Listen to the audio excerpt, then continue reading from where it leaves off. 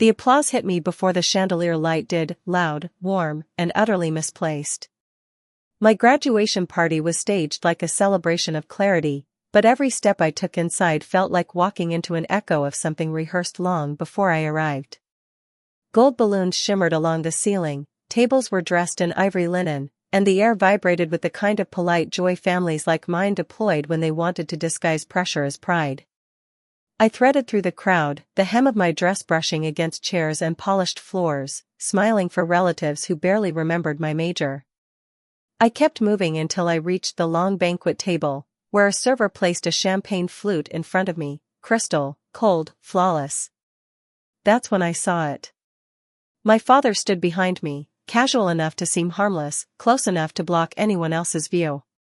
His hand drifted over my glass, not touching it, not claiming it, just hovering in a practiced gesture that could be mistaken for adjusting the silverware. But I saw the motion. I saw the faint dust fall in a slow swirl, dissolving before the bubbles settled. A moment designed to vanish unless someone was watching. I didn't react. Not a flinch, not a gasp. The smile stayed on my face as if I were just another daughter admiring her own celebration. The room believed the scene. The room always believed them. What they didn't know was that I'd learned long ago how to remain still when something inside me wanted to scream. When the host called for the graduates to gather near the stage, I didn't take that first sip. Instead, I carried the glass across the ballroom toward my sister. Celine looked like she'd been carved out of spotlight, unbothered, glowing, adored without earning it. She raised her eyebrows in amusement as I approached. "Yours has fewer bubbles," I said lightly, offering her my flute. "Take mine." She laughed, that easy laugh of someone who'd never had to read danger between breaths. "You're so dramatic," she teased, and without hesitation, she swapped glasses with me. She drank. Not enough to harm her, because what my father added wasn't meant to destroy anyone. It was meant to embarrass, to unsettle, to make my night look like stress, weakness, or fragility. A performance, not an attack.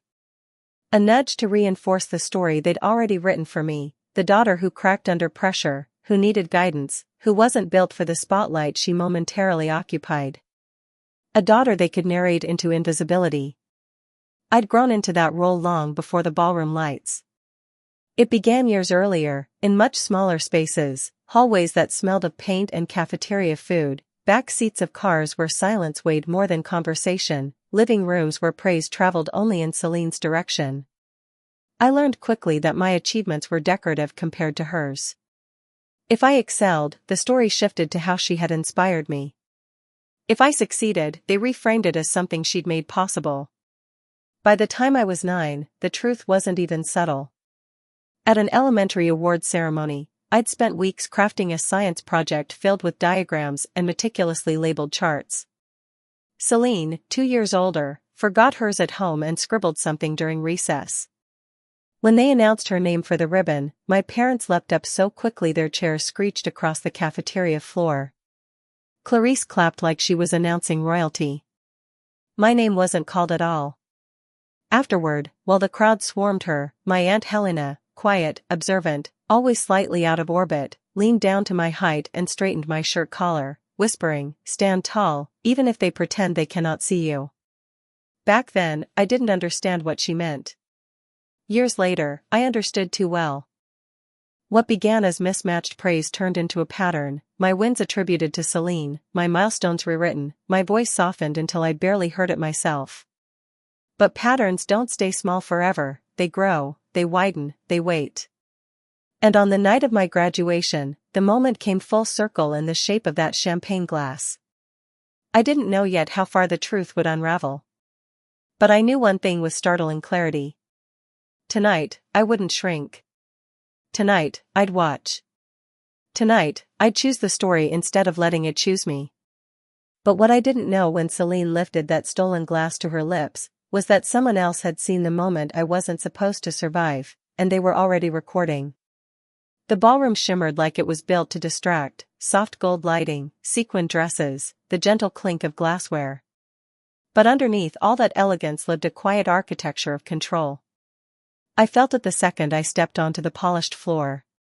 I could tell who naturally gravitated toward my parents, who orbited around Celine, and who offered me the kind of polite recognition reserved for guests who mattered only on paper.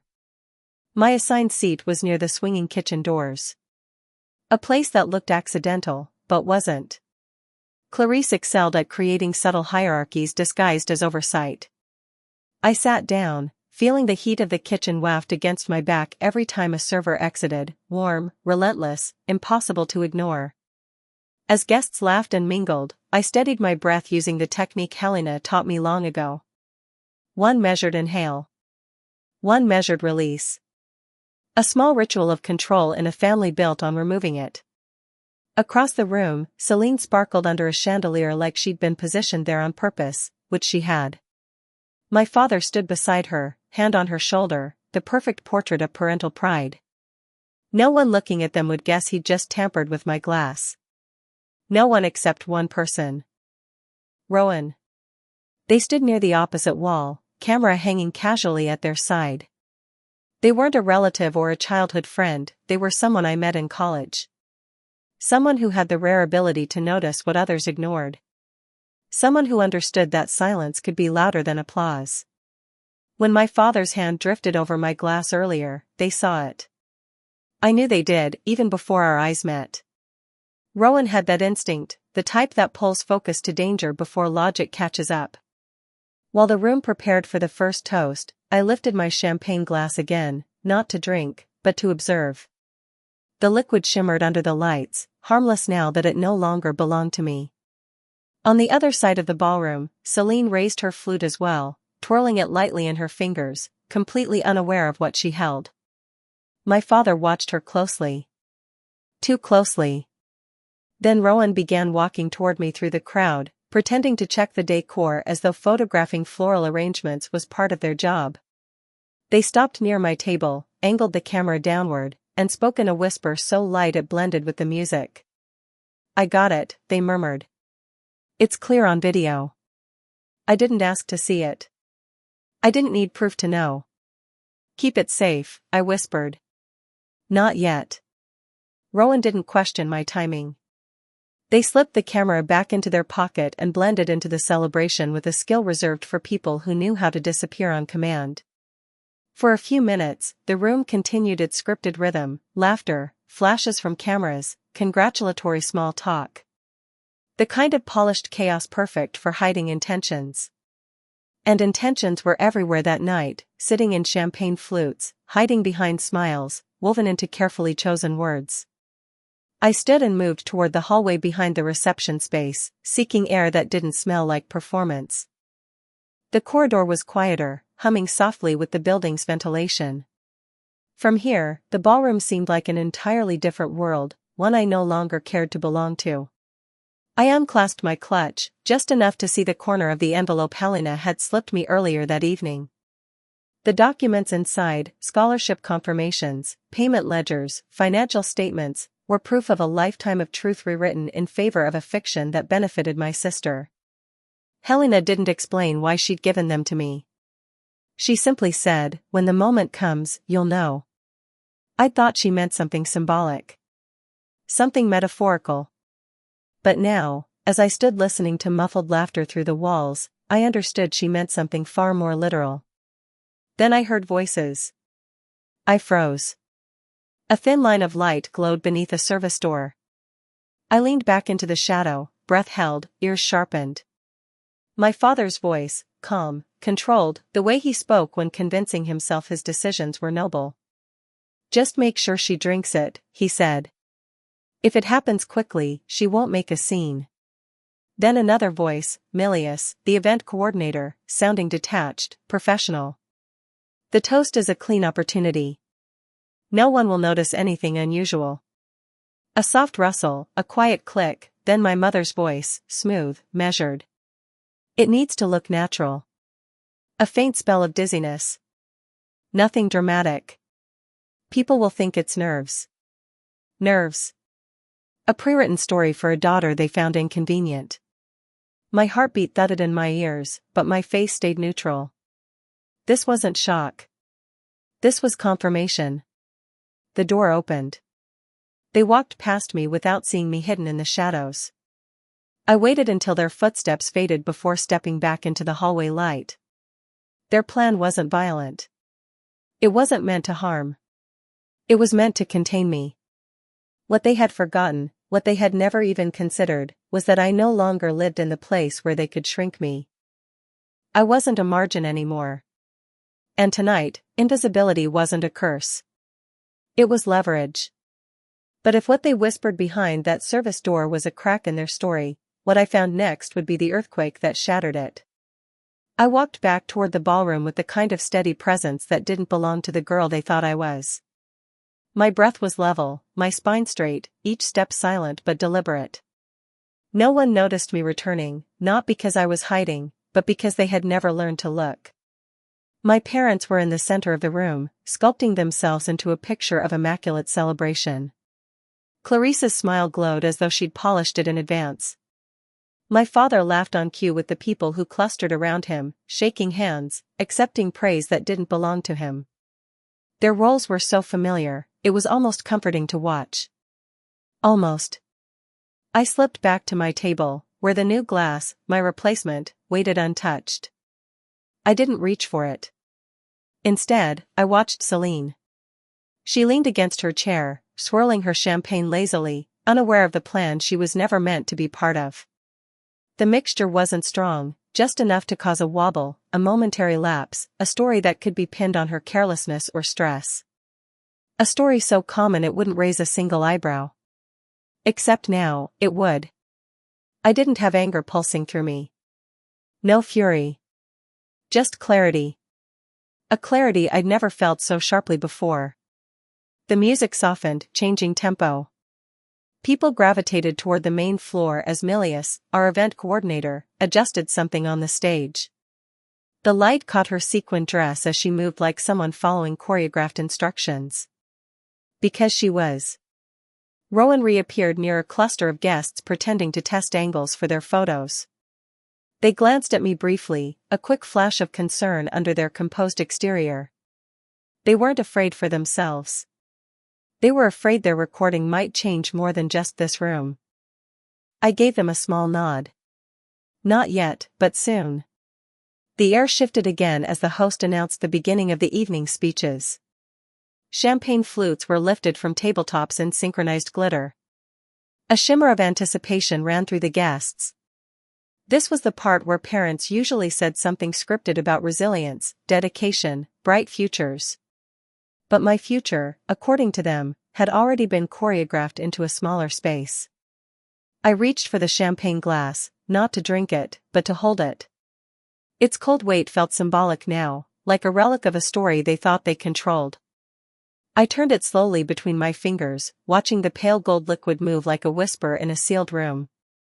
Across the table, Celine lifted her glass as well. She smiled at someone I couldn't see and took a small sip. Barely a taste. Her hand dropped to her lap a moment later, her posture relaxing in a way that looked natural to anyone who wasn't watching closely. But I was.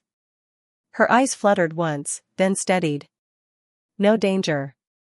No harm. Just the faint fog that would have been blamed on nerves or excitement, exactly as they scripted. I stood. I didn't approach her. Not yet. Instead, I walked toward the far corner of the ballroom, the AV booth perched behind a curtain of faux greenery. The technician inside, a young man who looked like he'd been hired hours before, glanced up when I stepped inside. He opened his mouth to ask something, but I placed a small USB drive beside the console before he could speak. I need this played, I said, keeping my voice low. Right now. He blinked at me, startled. The slideshow? This, I repeated gently, needs to go up now. The decisive calm in my voice must have convinced him. His hesitation lasted only a breath before he nodded, plugging the drive into the system. He tapped keys with trembling fingers. The monitors flickered. The polished family slideshow vanished. A black frame pulsed, then Rowan's recording filled the ballroom's enormous screen. The crowd reacted in unison. A collective gasp softened into stunned quiet. The video showed my father's hand hovering over my champagne glass. The tilt. The swirl. The powder dissolving in real time. No dramatic angles. No embellishments. Just reality captured without permission. Conversation evaporated. Laughter died mid-sentence. Celine stared up at the screen, her champagne glass halfway to the table. The dizziness she felt made sudden sense, she wasn't the intended target. Her gaze snapped to my father, who froze like a man caught between denial and calculation. Clarice stepped back, not toward her daughter, but away from the unraveling center of her carefully built narrative. And then, Helena moved. Calm. Slow. Deliberate. She lifted the folder she'd kept tucked against her side all night. The same folder she'd placed in my clutch earlier. Her voice, when she spoke, was quiet but strong enough to slice through the stunned silence. These, she said, are Violet's records. Her scholarships. Her payments. Her achievements. Not rewritten. Not borrowed. Not shared. People murmured, confusion dissolving into realization. The air felt different, heavy, expectant, trembling with the weight of truth. And in that moment, for the first time ever, every eye in the room finally landed on me. But the video was only the match.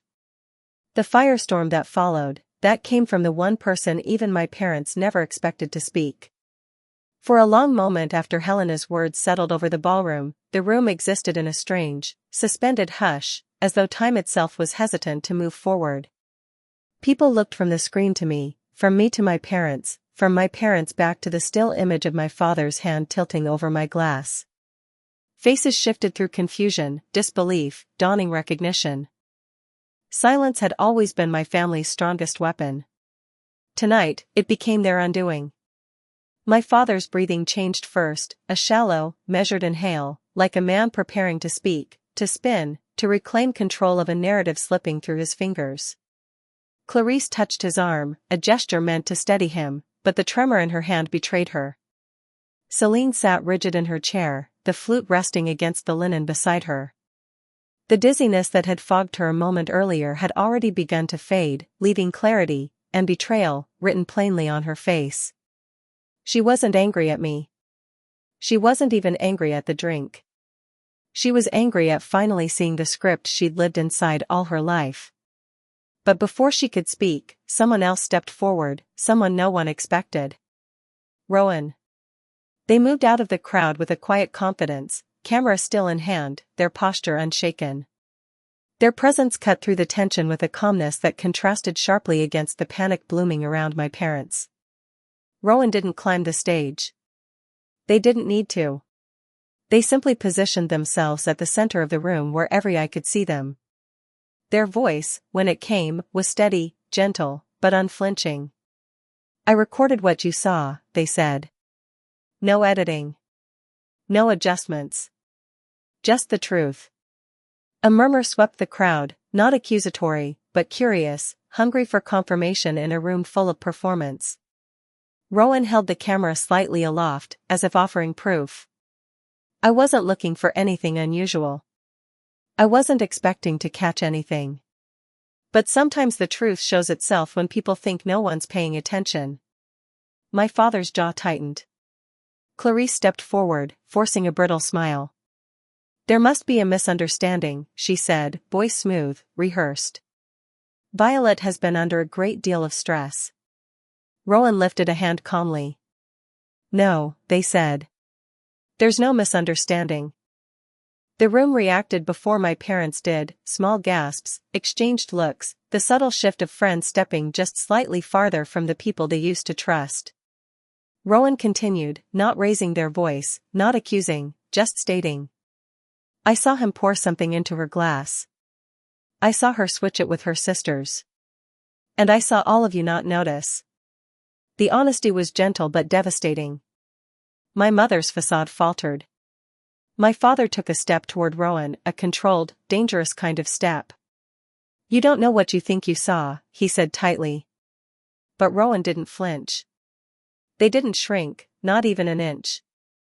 You're right, Rowan replied. I only know what the camera captured. And what the room just watched. The precision of that sentence cut deeper than shouting ever could. Behind me, I sensed Helena shift slightly, like someone bracing for the final unraveling. She held the folder against her chest, her gaze sweeping the room with the kind of insight only someone long ignored could possess. My father tried again. You're blowing this out of proportion. It was nothing. It wasn't nothing, Celine said. Her voice hit the silence like a stone thrown through glass. Every head turned toward her. She rose slowly, buttoning the back of her chair with trembling hands, her face pale but resolute. She wasn't dizzy anymore. She wasn't confused. She was furious, but not at me. I felt it, she said, words cutting through the air with unexpected strength. I felt the dizziness. I felt the confusion. And now I know why. My father opened his mouth, but Celine didn't let him speak. You were willing to let something happen to her, she said, her voice cracking just once before sharpening again. You were willing to humiliate her, your own daughter, so she'd fall back into the shadow you built for her. Clarisse tried to intervene. Celine, sweetheart. No. It wasn't loud, but it was final. Celine turned to me, eyes shining, not with guilt, but with realization. For the first time in years, she looked at me like she was seeing the shape of the space I'd been forced to live in. I didn't know, she whispered. I didn't know it was like this. And then she looked at the crowd, voice rising with courage she didn't know she had until this moment. You should all know, this wasn't an accident. This wasn't stress. This wasn't nerves. This was deliberate. The room rippled, a collective inhale, the shifting of alliances, people realizing they'd clapped for the wrong storyline for far too long.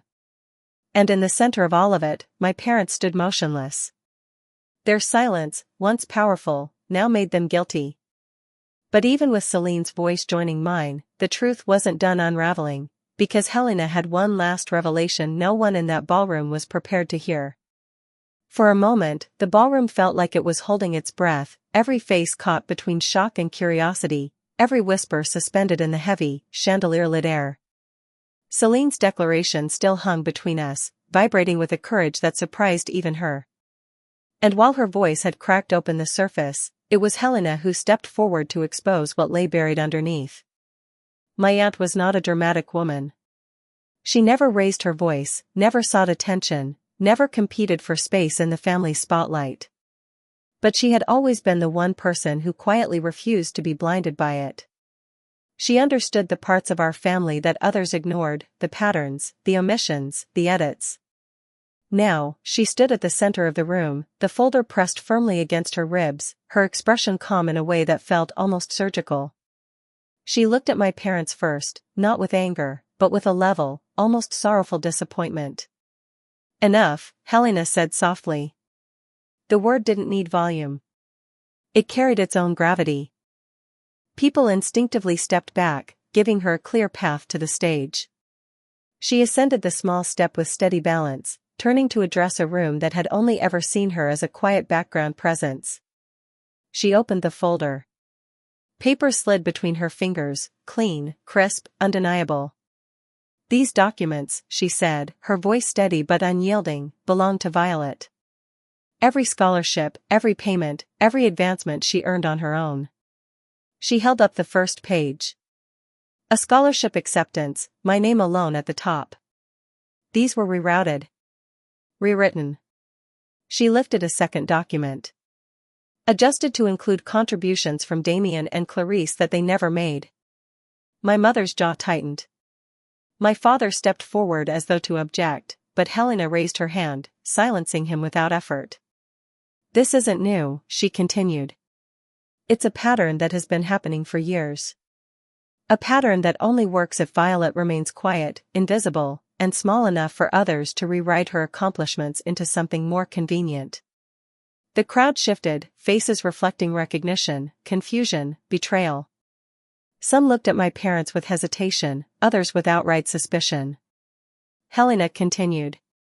I did not interfere before because I knew the truth would reveal itself when Violet was ready to stop shrinking. Tonight, she is. My throat tightened, not from sadness, but from a feeling I hadn't allowed myself in years. Validation. Real, undeniable validation.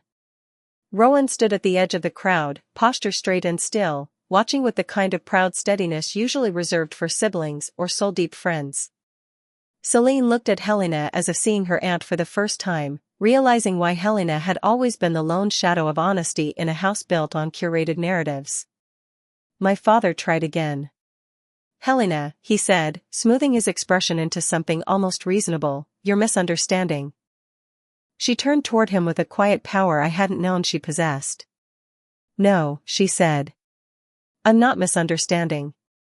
I've watched both of you diminish her since she was a child. I've watched you attribute her achievements to Celine. I've watched you turn her silence into permission. Clarissa's mask cracked, her voice laced with warning. Be careful with what you say. Helena didn't flinch. Be careful with what you did, she replied. The room let out a collective exhale, small, stunned, and electric. Then Helena lifted the last papers from the folder, financial records. These are proof that Violet paid her own tuition portions. Proof that the extra funds were never provided by you, despite the story you told the family. Gasps rippled through the guests. Conversations broke into sharp fragments. Someone whispered, she paid herself? Another voice murmured, why would they hide that? Clarisse tried to salvage the collapsing structure. Families share responsibilities, she said, smiling through her teeth. Sometimes records mix. This is all being twisted. But every word she said sounded thinner, weaker, more desperate. And then, Helena delivered the part that shattered the last piece of the illusion. There is more, she said quietly. Something you should all hear. She lifted the final document, a printed email chain. When Violet was awarded her research placement, they attempted to have it reassigned to Celine. The room erupted. Soft gasps, sharp whispers, stunned stares. Even Celine took a step back as though the floor had shifted. No, she whispered. You wouldn't. But one look at our parents' faces told her everything she needed to know. Helena placed the page on the podium, her voice no longer gentle, now resolute. This, she said, is the truth they never intended for any of you to see. All eyes swung back to my parents. And for once, they had nothing to say. But just when the facade finally cracked, Damien made one move that proved the truth wasn't finished tearing through the room, and this time, it wasn't captured on camera. If the ballroom had been a stage before, now it was an open-wound, raw, exposed, impossible to hide beneath polished speeches and curated smiles. Helena's final revelation still pulsed at the center of the room like a heartbeat too loud to ignore. Celine stood frozen, lips parted, struggling to absorb the idea that our parents had tampered with her future as much as mine, just in a different direction. The guests murmured in overlapping waves, shock, judgment, disbelief. People who'd once admired my parents now took small, instinctive steps away, as if proximity itself could implicate them. And then, in the middle of this unraveling, Damien finally broke. He wasn't a man who raised his voice. He never needed to. His authority usually traveled through quiet insistence and carefully chosen implications. But now, stripped of control, stripped of narrative, stripped of the admiration he'd built his identity on, his composure faltered. This has gone too far, he snapped, stepping forward. The crowd turned sharply. Clarisse grabbed his arm, but he shook her off. Panic burned behind his eyes, not fear of guilt, but fear of losing the audience he'd curated his entire life. He jabbed a finger toward the screen, then at Helena, then at me. You think this proves anything? He said, voice rising. A distorted video? A stack of papers taken out of context? This is an attack. A setup. Helena didn't move. She simply watched him with the quiet of someone who'd expected this exact performance. Rowan took a slight step closer to me, not in fear but in readiness. Damien's attention snapped toward them. And you, he said sharply, stalking my family with a camera? You think anyone here trusts some opportunistic stranger with a shaky recording? Rowan didn't respond. Their silence didn't defend them, it exposed Damien. Because for the first time, people saw him not as a respectable father but as a man scrambling for a narrative. He pointed toward Celine next, his voice cracking. You're dizzy because you didn't eat enough today, not because of anything I did. You always get overwhelmed. You. He stopped. Not because he ran out of words, but because Celine flinched. She didn't cry. She didn't yell. She simply recoiled, like someone who just realized a lifetime of affection had always come with unspoken conditions. Don't, she whispered. Don't talk to me like that. Not right now. The room shifted again. Small. Subtle. Devastating. Damien's expression tightened, a flush rising up his neck. You're all acting ridiculous, he said, but even he didn't sound convinced anymore. This chaos, this spectacle, it's beneath us. His voice trembled at the word beneath, as if dignity was something slipping through his fingers. Clarice stepped in then, her voice soft but trembling. Damien, please. Let's just. But Damien pulled away from her too. He turned toward me. And for the first time, he looked at me, not past me, not through me, but at me. You did this, he said quietly, dangerously. You waited for a moment like this to make us look like monsters. I didn't move. I didn't blink. I simply met his stare. I didn't create anything tonight, I said. I just stopped carrying it. A ripple ran through the crowd, half gasp, half relief. People leaned closer, sensing the shift. Damien took a step toward me, anger darkening his expression. Not physical, not threatening, just enough to show the version of him he'd always kept hidden behind polite charm. The version only a few of us had ever seen. But before he could speak again, someone else did. Step back. Rowan's voice wasn't loud. It wasn't confrontational. But it was firm enough to slice through the room. Damien turned sharply. I don't take orders from. You don't have to, Rowan said. But you will keep your distance. For a split second, Damien looked ready to retaliate. But then he saw the guests, dozens of them, watching him with eyes no longer clouded by admiration. He stepped back. Not because he wanted to. Because the room no longer belonged to him. Celine moved toward me then, unsteady but purposeful, placing herself between me and our parents. Her hand brushed my arm, a small gesture, fragile but real. I'm sorry, she whispered. I didn't know any of this. I didn't want this life if it meant stealing yours. Her apology wasn't dramatic. It wasn't perfect. But it was honest. And for the first time in years, I saw her not as the girl who lived in the spotlight, but as someone also trapped in its glow. Behind us, Clarice's composure finally fractured. This wasn't supposed to happen like this, she whispered to no one in particular, eyes shining with a panic that carried no remorse, only shock that her family portrait was no longer believable. But the night wasn't done reshaping itself. Because the next event, the one no one expected, not even me, was what finally flipped the room from scandal to reckoning. And it started when Celine suddenly collapsed, not from the mixture, not from fear, but from the truth finally hitting her harder than anything in that champagne ever could. It happened so fast that, for a split second, no one could tell whether it was the room spinning or Celine. One moment she was standing beside me, her hand trembling against my arm, her breath coming in shallow, uneven waves. The next, her knees buckled. Her champagne flute slipped from her fingers and shattered against the marble, the sound slicing through the ballroom like a warning bell. People gasped. Chairs scraped back. Hands flew to mouths. But it wasn't the mixture. The dosage had been too small, too diluted to cause anything beyond a faint haze. This collapse wasn't chemical. It was emotional. The truth had hit her, harder, deeper, and more violently than the dizzying moment she'd felt earlier. This was the weight of realizing her entire life had been built on scaffolding someone else paid for with silence. Rowan rushed forward instantly, kneeling beside her. Celine, can you hear me?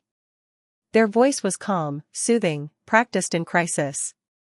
I dropped down too, helping support her back. Her eyes fluttered open, unfocused but aware. Her breathing came in sharp, quivering bursts. I'm fine, she whispered, though nothing about her voice sounded fine. I needed a second. It's a lot.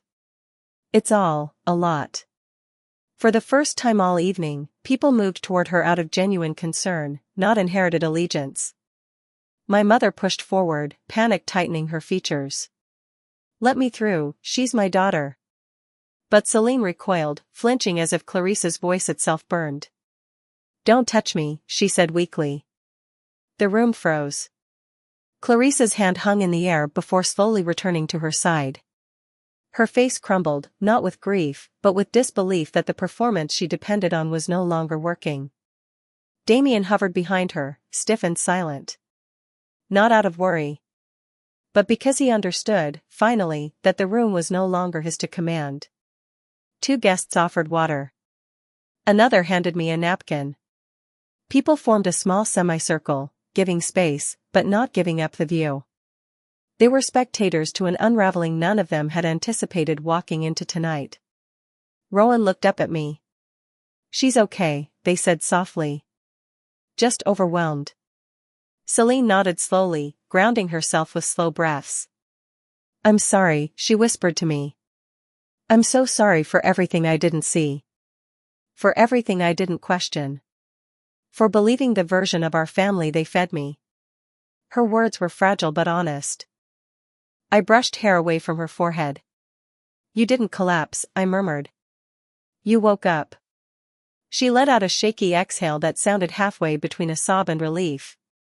Behind us, Clarisse made one last attempt to salvage control. Everyone, please, she said, forcing her voice back into its polished, hostess tone. The evening has gotten emotional, but there's clearly a misunderstanding here. Let's all just stop. It wasn't me. It wasn't Rowan. It was Celine. She slowly pushed herself up with Rowan's help, standing on her own, her face pale but her voice startlingly steady. Stop pretending this is normal, she said, turning to look at our mother. Stop pretending this is a misunderstanding. It's not. We all saw what happened. We all heard what was said. Clarisse opened her mouth, but Celine kept going. You chose a narrative. You built it. And you tried to force Violet into it, no matter the cost. Her voice grew stronger as she spoke, shedding old obedience like an ill-fitting coat. You made her feel small so I could look big. You made her disappear so I could shine. She turned then, toward the guests, toward the screen still frozen with the damning frame of Damien's hand over my glass. You all should know, she said, what happened tonight wasn't the first time. It was just the first time someone caught it. The room's reaction was immediate. People who'd been whispering to each other fell silent. People who'd stood at a distance stepped back even farther. This was no longer a scandal. It was a reckoning. And my parents finally realized it. Damien took a slow step forward, lowering his voice to something meant to sound paternal. Sweetheart, you're emotional. This isn't. Don't, she said again. I'm not emotional. I'm finally clear. Her legs wobbled, but Rowan steadied her gently. Then she looked at me, eyes raw, expression open in a way I'd never seen. I don't want to be part of their script anymore, she whispered. I want to start over. The murmurs around us softened into something else, understanding, empathy, respect. And as the room recalibrated, the final shift happened. Not from Celine. Not from Helena. Not even from me. The shift came from the guests themselves, stepping away from my parents in quiet, unmistakable lines of distance. A social collapse far more devastating than any shout or accusation. The hierarchy that had always defined our family dissolved in real time. And I, standing at the edge of that unraveling, felt something unfamiliar bloom inside my chest. Not victory. Not revenge. Just release. But even after the truth broke the room apart, one more choice remained, the one that would decide whether I carried this story with me, or finally walked out of it for good. The ballroom no longer felt like a celebration. It felt like the hollow interior of a house after a storm, lights still glowing, music still playing faintly in the background, but nothing standing where it used to. The perfect family portrait my parents cultivated for years now lay in pieces so sharp that no amount of charm, control, or performance could glue it back together. Guests drifted away from them in quiet, instinctive steps. No accusations. No yelling. Just distance, the one thing my parents feared most. Without an audience, their authority melted like ice under warm light. Rowan remained beside me, steady and calm. Celine sat again, drinking water, her breathing evening out while she processed the collapse of the world she thought she understood. Helena stood a short distance away, arms crossed loosely, watching the room with a kind of peaceful resignation, as if this was the outcome she'd been expecting all along. My parents, however, were not at peace. Clarice kept glancing between the guests, desperate to reclaim their sympathy. Her smile trembled, her hands fidgeted at her sides. She looked like someone trying to salvage the last pieces of a broken heirloom. Damien, on the other hand, stood absolutely still. But it wasn't calm, it was calculation. He watched me with an expression caught between disbelief and something sharper. Not hatred. Not even anger. Recognition. For the first time in my entire life, he finally realized I wasn't the daughter he had built in his head, the quiet, malleable outline he could shape into whatever role the family narrative required. I waited for him to speak. Part of me expected a final defense, a last attempt at reinvention. But none came. Instead, he said one sentence, quiet, cold, and revealing everything he'd never admitted aloud. You should have stayed silent. The room sucked in a collective breath. Clarice closed her eyes in anguish. Damien. No, he said sharply, cutting her off. This didn't have to happen. You could have kept the peace. You could have protected us. His eyes bored into me, expectation blazing like a command he still believed he had the right to give. I protected myself, I said simply. Those 3 words were heavier than any accusation. Helena stepped closer, voice calm but firm. She doesn't belong to your story anymore. A soft murmur traveled through the guests, agreement, sympathy, quiet admiration. My mother's facade shattered completely then. Tears welled in her eyes, not the kind born of remorse, but of shock at losing control of a narrative she believed she authored flawlessly. Violet, please, she whispered. You don't have to do this. We can fix it. We can explain. The desperation in her voice struck me as strange. Had she ever spoken to me like that before? Softly? Honestly? Without performance tucked under every syllable? I didn't answer her. Instead, I turned toward Celine. She stood again, unsteady but determined. Whatever comes next, she said quietly, I want to face it honestly. I want to be better than the person they raised me to be. Her voice cracked at the last word, they, as though saying it aloud, rewrote something inside her. I reached out, resting my hand gently over hers. You get to rewrite your story too. Her eyes glistened with something fragile and hopeful. Then Helena moved beside us, placing the nearly empty folder into my hand. The papers, the records, the proof, they all felt heavy and light at the same time, symbolic but unnecessary now. I didn't need to hold evidence anymore. The room had already seen enough. You have everything you need, Helena said softly. I know. Rowan gave me a small nod. A simple gesture, but it meant 100 things at once: support, respect, acknowledgement, solidarity. The ballroom hummed behind us with low murmurs. Some people avoided eye contact with my parents, others whispered to each other with unease, but no one moved to comfort them. The hierarchy was gone. And I realized something. My parents weren't powerful without an audience. They never had been. I took one slow breath, letting the weight of the night settle across my shoulders, then slide off them entirely. My heels clicked softly as I walked toward the exit. Not rushed. Not dramatic. Just steady. For the first time in years, no one stepped in front of me. No one redirected me. No one minimized me. No one silenced me. Behind me, I heard Rowan following. Celine too, slowly, but willingly. Helena walked on my other side, not leading, not pushing, just accompanying. When I reached the doors, the cool air met my skin like an exhale from the universe itself. Outside, the city lights shimmered over the water, scattering gold across the quiet waves. The night smelled of possibility, clean and open and unclaimed.